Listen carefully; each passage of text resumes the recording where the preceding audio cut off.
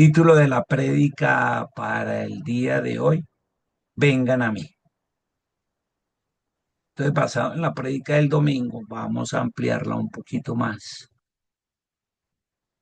Y está basada en Mateo 11, ¿cierto? La versión de apoyo bíblico que yo voy a utilizar es Nueva Traducción Viviente.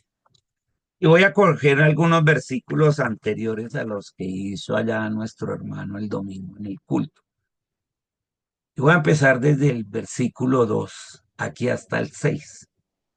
Juan el Bautista, que era primo de Jesús, dice que estaba en prisión.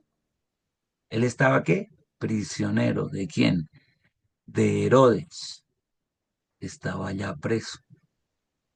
Y entonces, estando el preso, oyó acerca de todas las cosas que hacía el Mesías, que hacía Jesús. Oyó acerca de todos los milagros y eso. Quiere decir que Juan el Bautista no vio los milagros de Jesús, pero sí oyó en la cárcel que hacía muchos milagros, estando él encarcelado. Él en medio de sus miedos, porque sabía que de pronto le iba a costar la vida, o sea, que él no estaba ya en la cárcel porque sí, de pronto iba a poder perder la vida. Entonces, Juan el Bautista envió a sus discípulos. Él también tenía discípulos que lo seguían, así como Jesús también tenía seguidores de él. Juan el Bautista también. Cogió a algunos de sus discípulos para que le fueran a preguntar a Jesús. O sea, él estando en la cárcel lo fueron a visitar y le dijeron, no, hágame un favor, hermano. Vaya y pregúntele a Jesús lo siguiente, a sus discípulos. ¿Qué debían preguntarle? Verso 3. ¿Eres tú el Mesías a quien hemos esperado? O sea, Juan el Bautista era tanto el miedo y el temor que tenía que manda a preguntar eso. ¿Verdad, Jesús, tú eres el Mesías? ¿Eres el que tantos años llevamos esperando? ¿O debemos seguir buscando a otro? Así le pasa a muchas personas. ¿Será que Jesús sí existe? ¿Sí es el que habla a Dios, el que habla a la vida? ¿O debimos seguir buscándolo en otro lado? Y mire, Jesús les contestó a estos discípulos de Juan el Bautista. Mire, vayan, regresen allá donde está Juan en la cárcel, ¿cierto? Sabemos que Juan el Bautista está en la cárcel. Y cuéntenle lo que han oído y lo que han visto.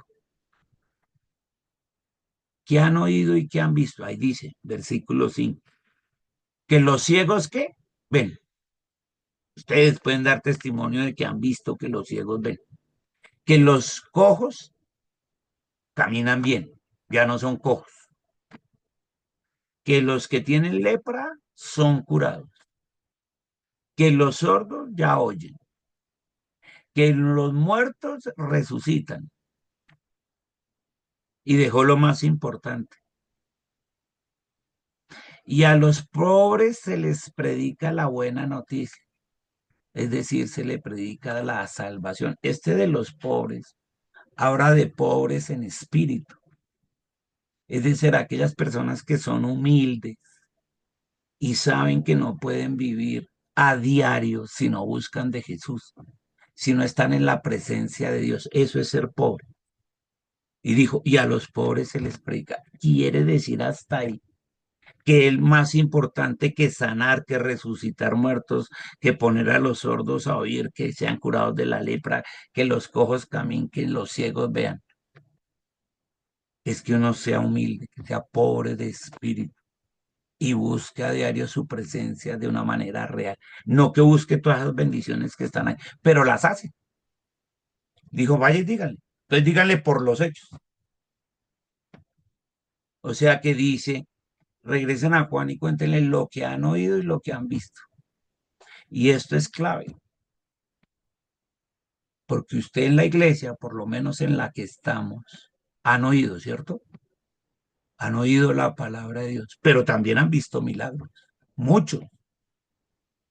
Hemos visto muchos milagros en la iglesia, no sanidades, milagros de este estilo.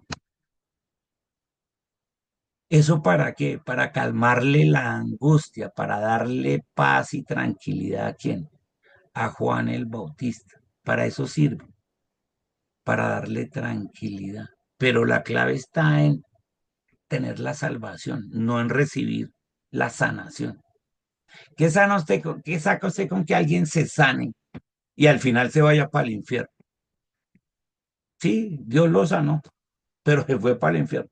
¿Qué es más importante, salvarse o sanarse? Sin embargo, él hace las dos, pero deja claro que lo más importante son la buena noticia, o sea, la salvación.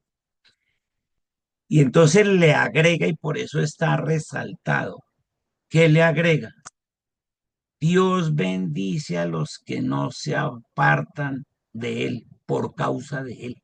Mire, dijo, Dios bendice a los que no se apartan por causa de mí. Dijo Jesús, pase lo que pase, siempre están conmigo a diario, en mi presencia. Y ahí está la clave, en esto, mire. Dios bendice a los que no se apartan por causa de él, porque los pueden perseguir, porque les pueden decir fanáticos, aleluyas.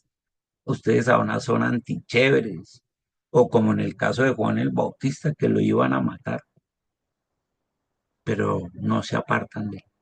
¿Esto porque es clave? Pues es clave para entender allá cuando lleguemos, vengan a mí los que están trabajados y cansados. Hasta aquí, ¿qué hemos visto? Que han escuchado la palabra y que han visto milagros hechos por Jesús, ¿cierto? Les ponga la atención. Veamos lo que sigue. Vamos allá al versículo 20. Estamos contextualizando y nos vamos a apoyar ahí en un mapita. Entonces, allá en Mateo 11, versículo 20 dice, luego Jesús comenzó a denunciar a las ciudades en las que había hecho tantos milagros. Esos que dijo, sordos que sano, cojos que caminan, ciegos que no ven, muertos que resucitan en todas esas ciudades. Mire, comenzó a denunciar todas esas ciudades. ¿Por qué dice ahí? Porque no se habían arrepentido de sus pecados ni se habían vuelto a Dios. El hecho de que haya milagros, de que la gente se sane, que haya sanidad de milagro, no significa que la gente se arrepiente. Vean, desde allá, no se arrepienten de sus pecados. Así que la gente no se salva por los milagros que Dios le hace. Se salva porque es pobre de espíritu, porque es humilde para buscar de su presencia, no por los milagros. Mire, aquí le había hecho. Y le dijo, porque no se habían arrepentido de sus pecados ni se habían vuelto a Dios, no buscaban de su presencia. Versículo 21. Mire lo que Jesús dice. ¿Qué aflicción les espera? Y empieza a nombrar las ciudades. Corazín y Bethsaida. Entonces, si usted va aquí al mapa y sigue el mouse, ve aquí Bethsaida. Este era el mar de Galilea. Vean, aquí está Nazaret, donde fue criado Jesús, Jesús de Nazaret. Y habían estas ciudades, vean, aquí está Magdala, de donde era María de Magdala, comúnmente llamada María Magdalena, pero era porque era de Magdala. Y estaba Cafarnaún, y estaba Tiberias, y estaba Bethsaida, ahí en el departamento, en la provincia de Galilea, y por aquí abajito está Jerusalén, vean ahí el mouse. En estos caminos le gustaba recorrer a Jesús de Jerusalén a Galilea, y de Galilea a Jerusalén, y hacía muchos milagros. Entonces les dice, mire, entonces dice, lo que les espera a Bethsaida, vean, ahí está Bethsaida. Si en las perversas ciudades de Tiro y Sidón, mire las ciudades de Tiro y Sidón, si las ve aquí arriba, mire, Tiro era un puerto en el mar Mediterráneo y ciudad, la capital de Antioquía de Pisidia, allá, hoy en día lo que es Líbano. Y le dice, vean, si en esas ciudades que son perversas, si hubieran hecho estos mismos milagros que yo he hecho allá en Bethsaida, en Cafarnaún, allá en Galilea, en esas ciudades, hacía tiempo que estas ciudades que eran bien perversas, sus habitantes se habrían arrepentido de sus pecados, vistiéndose con ropa de tela áspera y echándose ceniza sobre la cabeza en señal de remordimiento. Les digo que el día del juicio a Tiro y a Sidón, a esas dos ciudades que no son israelitas, les irá mejor que a ustedes. En esta sí ha hecho milagros él, a su propia gente, a su propio pueblo, y su pueblo no decide seguirlo, sino desobedecerlo. Y les dice, mire, les iría mejor. Verso 23. Y ustedes ahora nombra los de Capernaum. Vean, aquí está Capernaum, ahí está el mouse. ¿Serán honrados en el cielo? No. Descenderán al lugar de los muertos. Bueno, ahí ese paréntesis significa donde, pues al infierno. Pues si hubiera hecho en la perversa ciudad de Sodoma los milagros que hice entre ustedes, la ciudad estaría hasta aquí el día de hoy. Capernaum ya no existía ahí. Les digo que el día del juicio, aún a Sodoma le irá mejor que a ustedes. Allá, todos esos, los que estaban en esa sodomía. Entonces les está diciendo, ¿cierto? Mire, todo el montón de milagros que se han hecho, pero no salvan porque no son pobres de espíritu. Y todo esto que él habla, que es pura religiosidad, la gente no se arrepentía realmente. Querían era solo las bendiciones de Dios, pero no seguirlo. Entonces viene Jesús a raíz de eso, verso 25, y les dice, en esta ocasión, en esta del contexto que acabo de decir, Jesús oró. ¿Cómo? De la siguiente manera. Oh Padre, Señor del cielo y de la tierra. ¿De dónde? De arriba y de aquí de la tierra.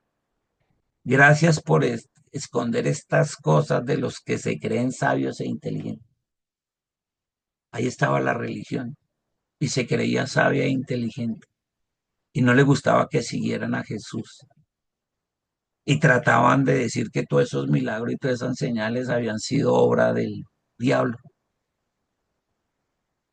y quería dividir el reino de los cielos y querían esas cosas. Y mire, se creen sabios, sino que las saben todas y que son muy inteligentes porque eran muy estudiados. Y entonces él llega y dice, las escondió de esos que se creen muy sabios e inteligentes, que porque hicieron una carrera o por lo que sea. No, mire, a mí como ingeniero, y tengo una maestría, y no, yo he hecho todo eso por la basura, y me fue muy bien, fui muy exitoso en mi carrera profesional. Todo eso lo cuento por basura, por haber conocido al Señor y por poder entender esto que dice aquí. Porque Dios lo que hace es revelárselas a los que son como niños, no a los sabios e inteligentes. Él se lo revela es a los que son como niños. ¿Qué son los niños? Eso que mencionó en el acetato anterior. Pobres de espíritu, que reciben al Señor, van con humildad y dicen, me hace falta tu presencia, Dios, todos los días, tu palabra, tu corrección, andar en tus caminos, en lo que a ti te agrada, no en lo que a mí me gusta, sino en lo que a ti te agrada. Eso es lo que él quería, revelárselas a esos que tienen ese entendimiento y esa humildad, decir, sí, yo prefiero eso a la sabiduría y la inteligencia. Verso 26. Sí, Padre, te agradó hacerlo de esta manera. Y el que habla es Jesús. Quiere decir que a Papito Dios le agradó hacer esto. No dejarla que los sabios y los inteligentes la pudieran digerir, porque la religiosidad se come todo eso y descalifican los milagros y todo. Entonces dice, no. Entonces, Papito Dios dice, a él le agrada hacerla de esa manera, revelárselo a los que son como niños, es decir, a los que queremos ser pobres de espíritu. Y aquí va a explicar qué es eso. Ahora sí entiende usted perfectamente el versículo 28. Entonces enseguida dijo Jesús, vengan a mí todos los que están cansados y llevan cargas pesadas. ¿Cuál es la carga de la religión, de los mitos, de las tradiciones? de no haga, si haga. No, no, no, no, no han entendido nada. Y todo eso los carga y se sienten pesados, preocupados, angustiados por el futuro, por el presente, qué va a ser de mi vida, ¿no? Así. Y giran todo eso, así como estos. Y tratan de resolverlo a su manera y por sus propios medios. Entonces él le dice, por eso es que ustedes están, ¿qué? Cansados y llevan cargas pesadas. Y vuelve y da la oportunidad y dice, vengan a mí y yo les voy a dar descanso. Y aquí dice cómo les va a dar descanso. Pónganse mi yugo. Es decir, déjeme enseñar. ¿Qué va a enseñar? Dos cosas para que usted se libere de esas cargas y encuentre descanso. Escúchame, tú que estás del lado allá. Si te sientes cargado y cansado, Dios te quiere dar descanso. ¿Cómo? Vean, ahí dice, porque yo soy humilde y manso de corazón. Lo que te da descanso a ti es la humildad y ser manso. Humilde es una persona que realmente depende del Señor y no de sí mismo. Ahí lo dice. Eso traduce el griego original. Humilde. Uno que realmente depende del Señor y no de sí mismo, ni de lo que piensa, ni de lo que sabe, ni de lo inteligente que es. Y manso, la palabra manso significa poder bajo control. Eso es una persona mansa. Es como un caballo, como el del zorro, que era brioso y tenía una musculatura y corría bastante, pero en manos del zorro era ¿qué? Manso. Dominaba todo ese poder, estaba bajo el control del jinete. Eso es ser manso, tener todo ese poder bajo control. Y Jesús lo tenía. Él tenía el poder para hacer todo ese montón de milagros, pero lo tenía en control. Hay gente que no es manso de corazón. Esas dos cosas, cuando tú eres humilde y cuando tú eres manso, vas a hallar descanso. Si no, vas a seguir trabajado y cargado. Y ese es el problema de las religiones, porque las religiones no dan descanso. El que da descanso es Jesús. Por eso es el ejemplo. Pero ¿cómo hace uno, pastor, para ser humilde y manso? Pues ve a Jesús, ya ahí lo tiene, humilde. Él dependía de su papá. Él dijo, yo nunca dije ni hice nada que mi papá me mandara. Y manso tenía el poder bajo control. Y dice, entonces encontrarán descanso. ¿Sí lo ven? Ahí dice, y encontrarán descanso. Entonces, si usted está trabajando y cargado, descanse para el alma. Pues ese yugo es fácil de llevar y la carga que les doy es liviana. Y te damos gracias, Señor, porque este es el